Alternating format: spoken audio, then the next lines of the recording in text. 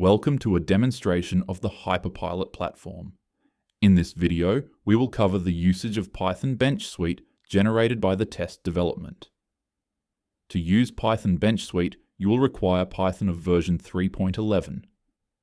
First, unpack the suite to the directory you prefer. Inside the suite, you will find the bench_user folder, which contains files requiring manual adjustments to run the suite. Files in all the other folders should not be modified. Bench Suite presumes that your component is already flashed on the target ECU, and there is no direct way to call its initialize or step functions like in virtual tests scenario. Additionally, it is presumed that there is some sort of a hardware setup or bench supporting the test execution and controlling the component's environment. Let's start with the component file, comp.py. This file will contain the empty functions which require manual filling. Each function will have comments inside describing what exactly is expected to be inside of it. If any function which requires filling will not be modified, the suite will raise the exception and will not be executed. Start component function is the function that will be called in the beginning of the test suite execution. It is supposed to bring component online and ready to perform tests. Stop component function will be called at the end of the test suite run to finish the component exploitation. Reset_component is the function that is called between individual tests to bring the component state and parameters back to default. These functions will be present in any suite regardless of the component specifics. The next chapter in the comp.py file is dedicated to inputs and outputs and generated for each component individually. For every input, there will be a pair of functions, setInputTimeSeries and setInputValue. If your component is able to receive the whole data set of values it needs to go through during the test, implement the setInputTimeSeries.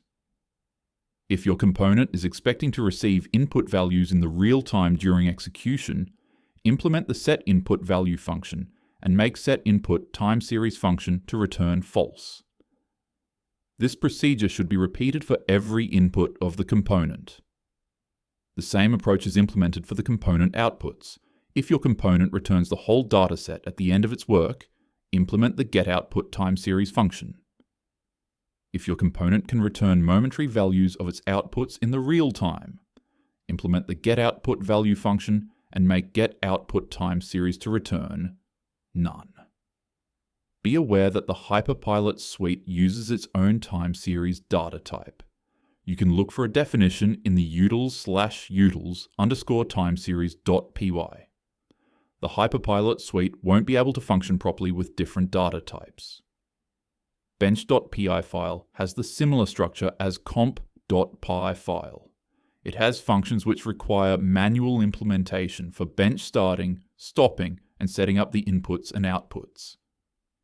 The main differences are that the bench file will contain different functions to start it in time series or in real-time data feeding mode, and will have an additional function bench setup default controls.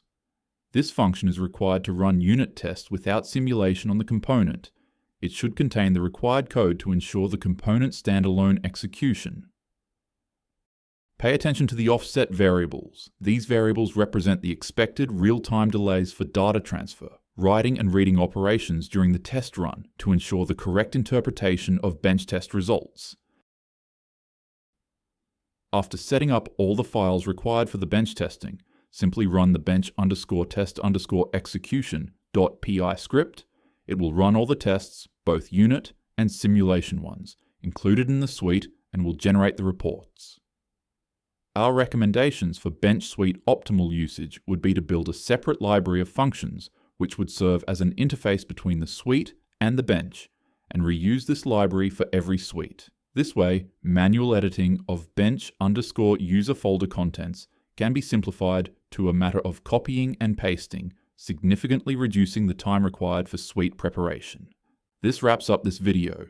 Please watch other videos if you are interested to learn more about how to use hyperpilot to make your development easier.